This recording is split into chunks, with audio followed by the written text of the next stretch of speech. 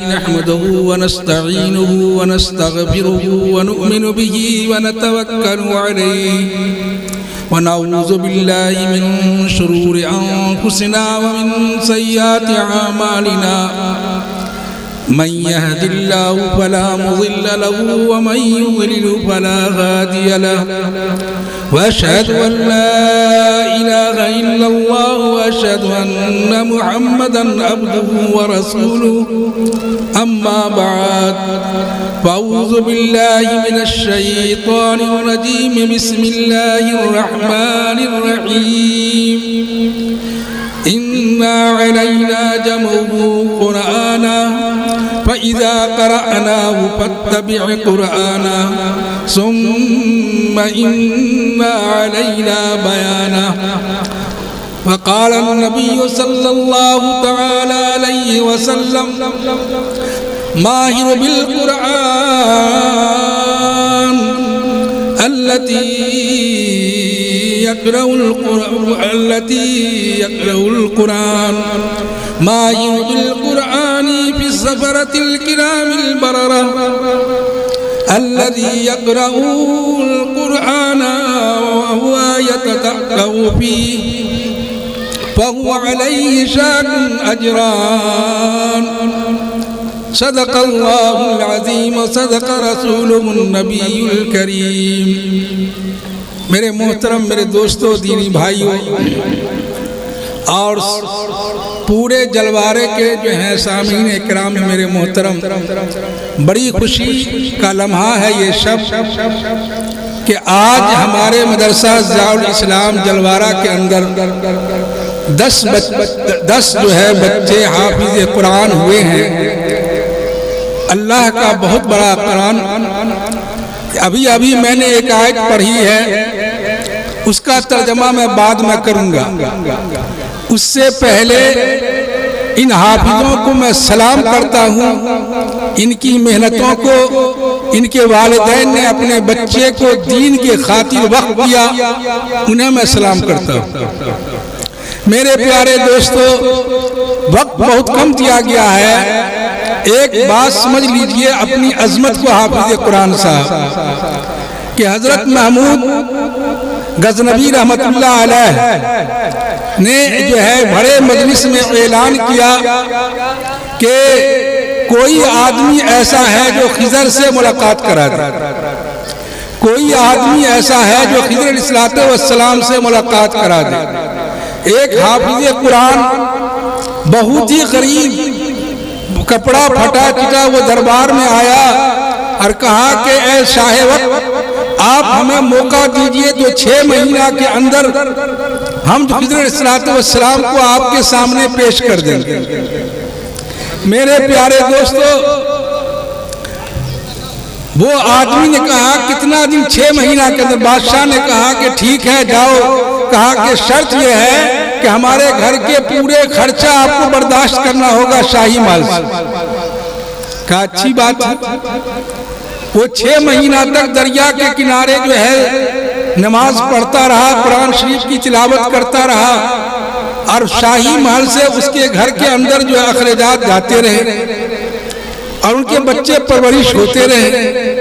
6 مہینہ پورنے کے بعد محمود غزنوی نے جو ہے پھر اس آدمی کو بلایا کہ بتلاؤ کہ تم نے جو خضر علیہ السلام کو بلانے کا وعدہ کیا تھا وہ خضر کہاں ہے؟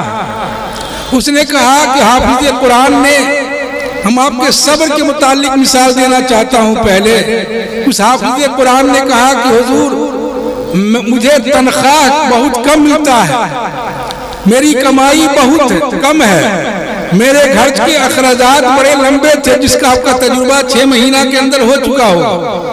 آپ نے اعلان کیا کہ میں نے اللہ کی ذات اور توکل پر میں نے وعدہ کیا کہ خضر علیہ السلام کو میں لا دوں گا، لیکن حضور خضر علیہ السلام کو میں حاضر نہیں کر سکتا. بادشاہ کو بڑا غصہ آیا، اتنا غصہ آیا محمود غزنوی کو کہ یہ غدار 6 مہینہ تک جو ہے شاہی خزانے کو لوٹا اور خضر علیہ السلام کو اپنے وعدے کے مطابق نہیں لایا. تو لوگوں نے وزیر سے مشورہ کیا کہ صاحب ان کے ساتھ کیا برتاؤ کیا جائے۔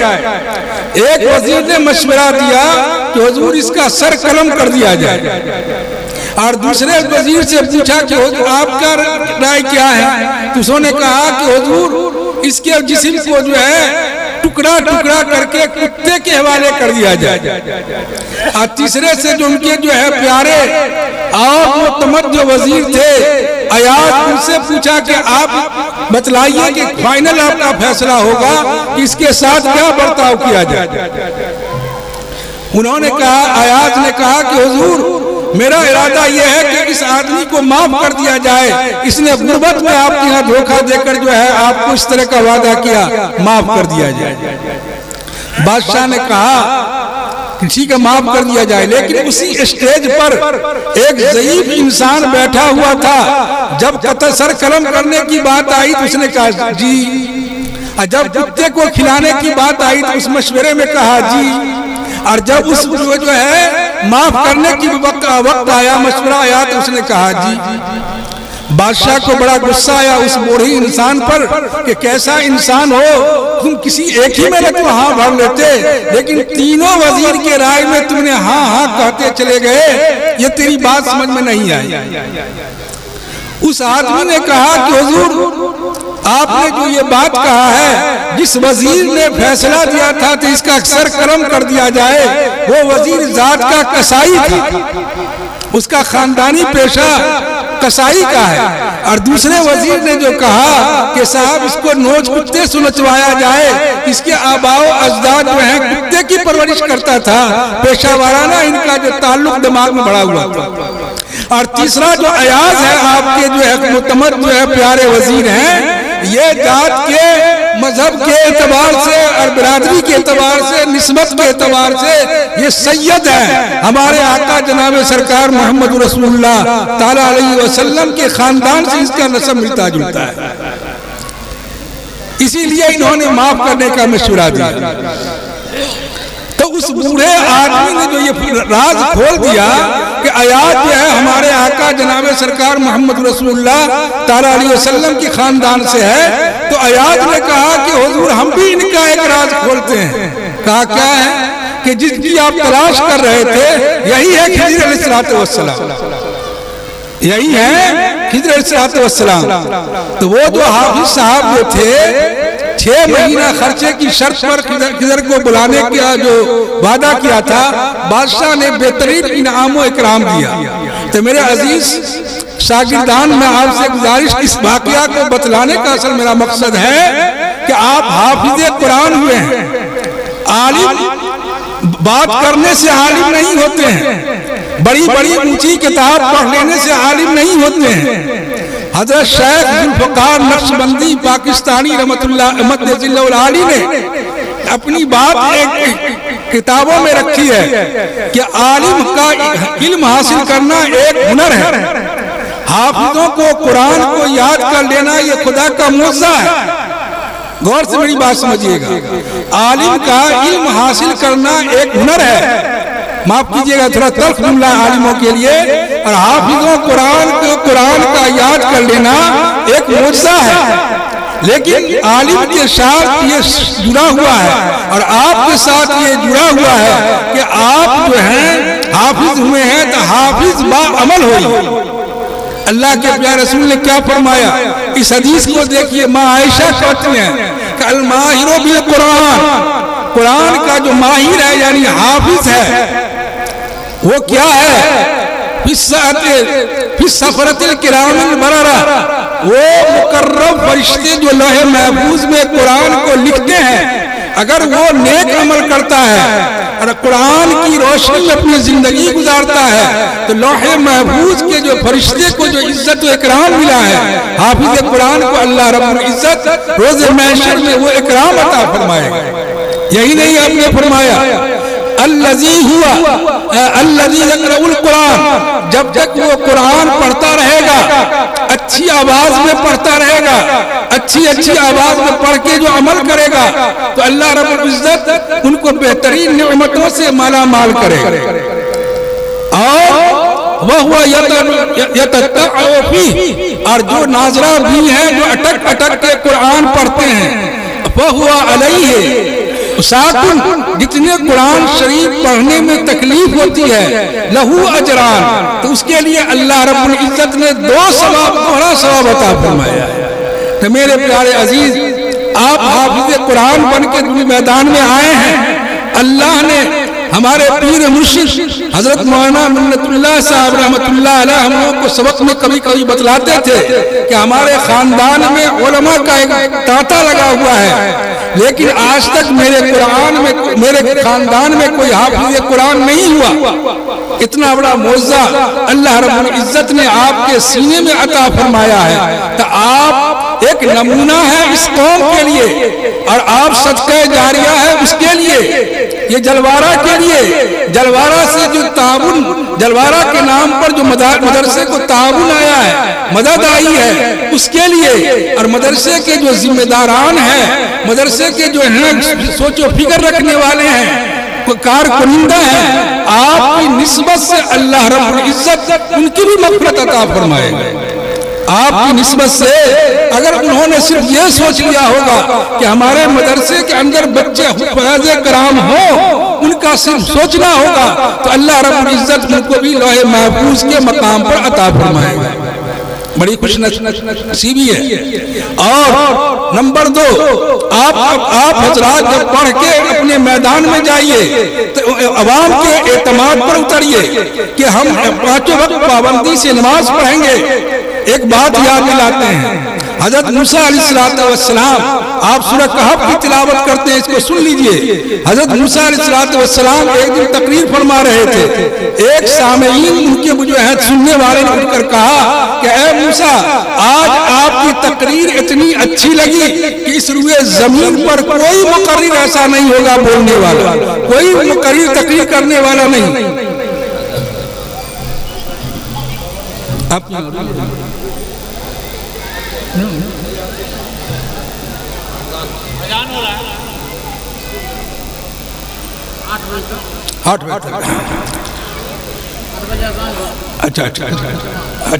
کتنا وقت ہوا؟ اچھا حضرت موسیٰ علیہ السلام تقریر فرما رہے تھے تو ایک آدمی نے کہا کہ آج آپ نے جو تقریر کیا ہے اتنی فصیح اور بڑی تقریر اس دنیا میں کوئی کرنے والا نہیں ہے۔ موسیٰ علیہ السلام آگے پیچھے دیکھا، کہا لگتا تو ہے۔ اللہ رب العزت نے جو ہے موسیٰ علیہ السلام سے کہا کہ تم سے بھی زیادہ علم والا ہے۔ سورہ کہف کا میں ترجمہ مختصر میں کر رہا ہوں کیونکہ وقت کہہ دیا گیا ہے۔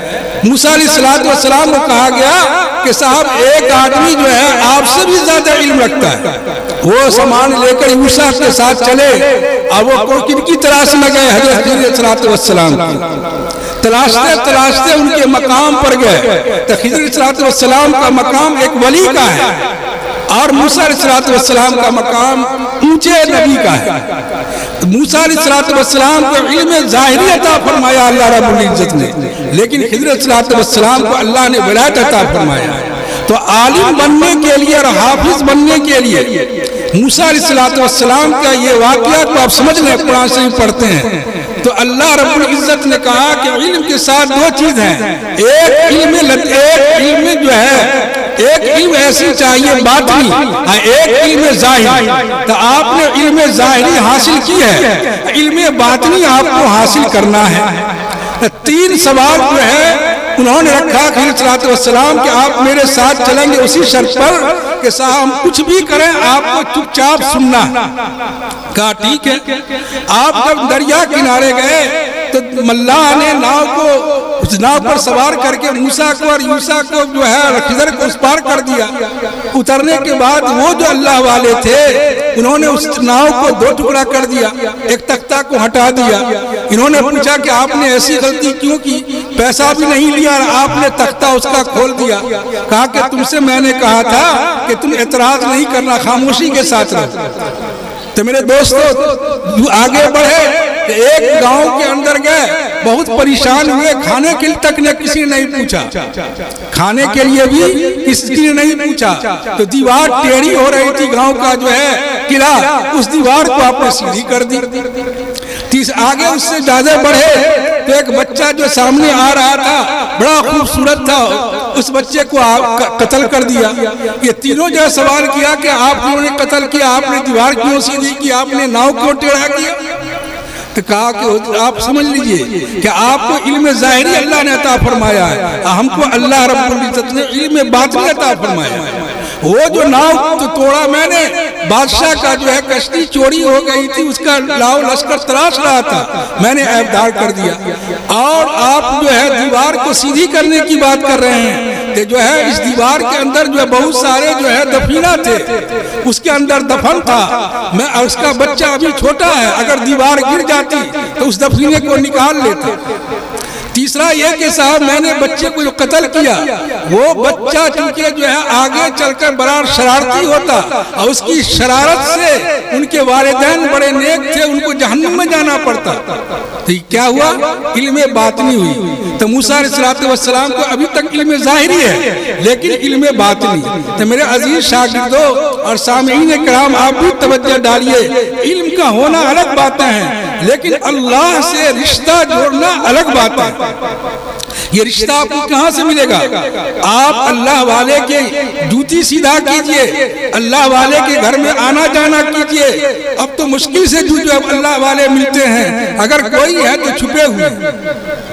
ایک اللہ والے کی مثال سمجھ لیجئے، ایک بات یاد آ گئی، حضرت مولانا اپنی کتاب میں لکھتے ہیں، حضرت مولانا قاسم نانوتوی رحمۃ اللہ علیہ خطبات کے اندر، کہ ایک اللہ والے آدمی ولی طبیعت تھے، وہ بھی حافظ قرآن تھے۔ ان کا کام یہ تھا کہ مسجد میں جھاڑو پہاڑو لگانا اور قرآن شریف تلاوت کرنا، اگر کسی نے کچھ کہہ دیا تو کسی کا جو ہے تھوڑا بہت کام کر دینا۔ ان کی بیوی اتنی ہی بدتمیز تھی، زبان دراز تھی، ہر دن ان کو گالیاں دیتی تھی کہ فلانے کا مرد اتنا کما کے لاتا ہے، فلانے کا مرد اتنا کما کے لاتا ہے، لیکن تم کتنا ناکارہ ہو کہ تم کما کے نہیں لاتے ہو۔ میرے بھائیو، بیوی کو خوش رکھنا ہو تو خوب کمائی کر کے دو، خوب دو کما کے، تب بیوی آپ کی بڑی قدر کرے گی۔ وہ بیچارہ صبح شام گالی سن لے، پھر مسجد میں جھاڑو لگانا، تلاوت کلام اللہ کرنا۔ ایک دن اتفاق یہ ہوا میرے دوستو، یہ چٹکلا نہیں ہے، حافظ قرآن میں آپ کو بتلانا چاہتا ہوں کہ آپ کیا ہیں، اس حقیقت کو بتلاتا ہوں۔ ایک دن جو ہے بیوی کے گھر سے کچھ مہمان آ گئے، اپنی زبان میں کہیے سارے جو ان کے سے سسرالی لوگ آ گئے۔ اب وہ جھانک کر دیکھا تو میرے گھر کے جانب چند مہمان جا رہے ہیں، اور گھر کے اندر کچھ کھانے کا نہیں ہے۔ یہ اللہ سے ذکر میں لگ گئے کہ یا الہ العالمین، گزرے ہوئے دن 2-4 گالیاں سننا پڑ رہا تھا، آج تو 50 گالی اور 50 جوتے بھی کھانے پڑیں گے۔ اللہ بغل میں ایک جو ہے جاہل بنیا تھا، وہ بھی مسلمان تھا، اس کو رحم آ گیا کہ آج عبداللہ بھائی کی پٹائی بھی ہوگی اور گالی بھی سنیں گے۔ عبداللہ بھائی حافظ قرآن ہے، عظمت اپنی پہچانیے، آگے واقعہ سے انہوں نے جو خبر کروا دیا ان کی اہلیہ کو کہ عبداللہ بھائی کو گئے ہیں کہ مہمان گھر میں آ گئے ہیں، کچھ جتنا سامان لینا ہے لے جائیے، اور مہمان کو کھانے میں کوئی تکلیف نہیں ہونی چاہیے۔ جبکہ عبداللہ بھائی کو معلوم بھی نہیں دکان سے رشتہ کیا۔ خیر سودا جتنی بیوی خوشی سب کچھ لے گئی اور پکا کر جو ہے رکھے ہوئی ہے۔ یہ بیچارہ عشاء کی نماز پڑھ کر گھر جانے کو جی نہیں چاہ رہا تھا، پھر بھی پاؤں کو آگے پیچھے لڑکھڑاتے ہوئے دروازے پر گیا ڈر کے مارے کہ گزشتہ دن بیوی گالی دیتی تھی، آج بیوی کا ڈنٹا اور جوتا تو میرے دماغ پر پڑے گا ہی، چونکہ ان کے سسرال کے لوگ آئے ہے کہ نہیں۔ جب وہ گیٹ پر گئے تو بیوی بڑے پیار انداز میں کہتی جو کبھی نہیں زندگی میں، السلام علیکم ورحمت اللہ وبرکاتہ۔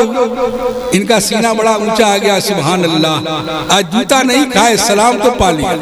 میری ماں بہن ہے، میرے دوستو، اللہ کے پیارے رسول محمد رسول اللہ صلی اللہ علیہ وسلم نے فرمایا ہے کہ گھر میں جب بھی جاؤ تو گھر والے کو سلام کرو تو گھر کے اندر خیر و برکت ہوگی۔ माशाअल्लाह अंदर गए अब्दुल्ला साहब, देखा लंबा दस्तरखान बिछा हुआ है, तरह तरह के खाने सजे हुए हैं, माशाअल्लाह अल्हम्दुलिल्लाह। आइए हाथ धोइए, खाना खाइए। अहलिया दौड़ दौड़ के गिलास बढ़ा रही है, बर्तन बढ़ा रही है, आप लीजिए साहब। खाना खाने के बाद अल्लाह का शुक्र अदा किया, ये मस्जिद चले आए और बीवी से पूछा कि साहब आपको किसने दिया? तो हंस के कहती है प्यार से कि कितने आप हम बेवकूफ, हमसे आज मजाक कर रहे हैं। अरे भाई आप ही तो दुकानदार से कहा था कि मेरे घर मेहमान आए हुए हैं, जो कुछ लेकर हमारी अहलिया मांगे तो दे देना, हमको उसी दुकानदार ने दिया है। इन्होंने कहा अल्हम्दुलिल्लाह। सुबह जाकर पूछा दुकानदार से कि जनाब आपने हमारी इज्जत रख ली, आपका कितना बिल बनता है? दुकानदार ने कहा कि हुजूर हम पैसा आपसे नहीं लेंगे। भाई आप जो कुरान इस वाक़े पर यहाँ पर तवज्जो दीजिए, और दीनी भाई आप भी तवज्जो दीजिए, हम आपसे पैसा नहीं लेंगे। कहा क्यों नहीं लीजिएगा? अरे भाई कमा के मजदूरी करके हम आपको अदा करेंगे, नाराज क्यों हैं? कहा हुजूर एक बात कहें, मान लीजिएगा? कहा मान लेंगे। अल्लाह रब्बुल इज्जत ने आपके सीने में जो कुछ अता फरमाया है वो हमको दे दीजिए, और हमारे सीने में जो गलाजत है वो आप ले लीजिए। अब इन्होंने आगे पीछा देखा कि जनाब ये क्या कह रहा है, इस तरह का मामला तो बड़ी गड़बड़ है, बड़ी दिक्कत की बात है, ऐसा कहीं हुआ है? कहा ठीक है हम आपका कर्ज खाएं जो कहिए, जाइए नहा धोकर आप भी आइए और हम भी वजू करके मस्जिद में बैठते हैं। नतीजा हुआ कि वजू करके वो दुकानदार नहा धोकर आया और खुशबू वगैरह लगा के आया कि आज हाफिज साहब के सीने से कुरान को खींच लेंगे और हम बनिया बटखरा जो चलाते हैं इनके सीने में डाल देंगे। अल्लाह सोच पे ध्यान दीजिए, इनका भी शौक देखिए, उनका भी शौक देखिए। आने के बाद कहा कि भाई मेरे सीने के अंदर कुरान अल्लाह ने हमको अता फरमाया, आइए करीब आए। करीब आने के बाद दोनों आदमी जैसे सीना को चिपकाया और इन्होंने उनके पुष्ट पर हाथ रख के दुआ किया, खुदारा मैं इनका कर्ज खाऊं, मैं इनका कर्ज खा लिया है, अब ये हमको जो है जो यही चीज का सवाल कर रहा है कि तुम्हारे सीने के अंदर है वो मुझे दे दो और उनके सीना का जो है मेरे सीने में डाल दीजिए। ऐ अल्लाह हमारी दुआ को सुन लीजिए। हाफिज कुरान अपने मकाम को पहचानो, अल्लाह रब्बुल इज्जत ने इनकी दुआ सुन ली। एक जर्रा कुरान का जो है, एक जर्रा नूर उस दुकानदार के सीने से सटा और वो बेहोश होकर गिर गया, चीखना पुकारना शुरू किया, जानकारी का आलम हो गया। अब मोहल्ला में हल्ला हुआ कि साहब अब्दुल्ला साहब जो है इतने नेक आदमी और गुस्सा चढ़ा तो दुकानदार को मार दिया। लीजिए साहब दुकानदार बचेगा नहीं, वो तो अल्लाह का नूर था जो उसके सीने में पेवस्त अभी हुआ था। उनकी बीवी को मालूम हुआ कि साहब आपका शौहर ने जो है फला दुकानदार का मर्डर कर दिया है, अब बचेगा नहीं। बीवी डंटा लिए दौड़ती हुई आई, 2-4 डंटा बगैर समझे मुझे जमा दिया उसने, घर किया कि नहीं। तब दुकानदार होश में आता है और कहता है कि भाई इन्होंने मारा नहीं है, हमने हिमाकत की है कि अल्लाह रब्बुल इज्जत ने जो इनको अता फरमाया है। तो बतलाना असल यह है कि हदीस पाक के अंदर आता है कि जब बंदा को अल्लाह रब्बुल इज्जत ने दुनिया में भेजा तो उससे पहले जो सीना बनाया, आप एक बात का सीना इतना कमजोर है, ज़र्फ इतना कमजोर है कि उसका जो है कुरान शरीफ सीना को बर्दाश्त नहीं कर सकता है। पहाड़ नहीं बर्दाश्त किया कुरान को, किसी मखलूक ने बर्दाश्त नहीं किया, लेकिन अल्लाह ने आपको चुना था, आपका सीना ने कुरान का बोझ को बर्दाश्त कर लिया। गौर किया कि नहीं? और अगर हमको मुकद्दर में नहीं था, उनके मुकद्दर में नहीं था तो कुरान नहीं आया। तो आप इस रुए जमीन पर महताब नहीं बल्कि आप महताबों का महताब है। अपने मकाम को पहचानिए मेरे दोस्तों, है कि नहीं? कि अल्लाह ने आपका ज़र्फ कितना ऊंचा बनाया है, बर्तन कितना ऊंचा बनाया है कि खुदा के कलाम को आपके सीने में जगह मिली। आप जरूरत किस बात की है? अमल की जरूरत है। आप अमल करेंगे, आप एक चिराग हैं, आप एक रोशनी, आप कंदील हैं। आपकी अच्छी जिंदगी शरीयत के मुताबिक गुजरती है तो हम आपकी जिंदगी से सबक लेंगे। आप एक आईना है, हम अवाम आपके आईने में अपनी शक्ल देखेंगे। آپ کو اس طرح سے بن کے. لیکن آج دیکھا جاتا ہے کہ مدرسے سے دستار بندی ملی، دستار پگڑی ملتے کے ساتھ مدرسے کے دروازے سے باہر نکلے، وہی دنیا کے ماحول میں رنگین ہو گئے. اور کیا کہتے ہیں کہ صاحب کہاں ہے قرآن، کہاں ہے قرآن سے جو ہے تلاوت، سارے چیز کو آپ بھول بیٹھتے ہیں. ایک آدمی ہمارے پاس آئے، کہا کہ مولانا صاحب کل آپ تقریر کر رہے تھے کہ نماز پڑھو نماز پڑھو نماز پڑھو. ہمارے محلہ میں 2 حافظ صاحب ٹہلوا نماز پڑھتے ہیں. ان کا ٹہلوا نماز کیا ہوا بھائی؟ نماز ٹہلوا آج تک سنا نماز چھوڑنے والے. انہوں نے کہا کبھی گیا مہمانداری تو پڑھ لیتا ہے، اور کبھی پڑھتا ہے تو فجر کبھی نہیں پڑھتا. تو ہم نے یہ سمجھ لیا کہ قرآن، یہ حافظ قرآن جب نماز نہیں پڑھتا، یہ عالم جب نماز نہیں پڑھتا ہے تو شاید نماز معاف. تو ہم جو نماز نہیں پڑھیں گے میرے دوستو، اور ہمارے عمل سے دوسرے پر اس کا برا اثر پڑے گا، اس کا تاثر الگ جائے گا. لہذا ہم لوگوں کو چاہیے جہاں کہیں رہیں اللہ کے پیارے رسول محمد رسول اللہ تعالیٰ علیہ وسلم کے سنتی پر زندگی گزارنے کی جو ہے کوشش کریں. اور اللہ نے جو آپ کو اپنے اونچے کلام سے نوازا ہے، وہ جامہ آپ کو پہنایا ہے، آپ کو دستار بندی کون دے سکتا ہے؟ ارے قرآن کے ایک لفظ کا کوئی جو ہے قیمت نہیں ادا کر سکتا، ایک حرف کی قیمت نہیں ادا کر سکتا.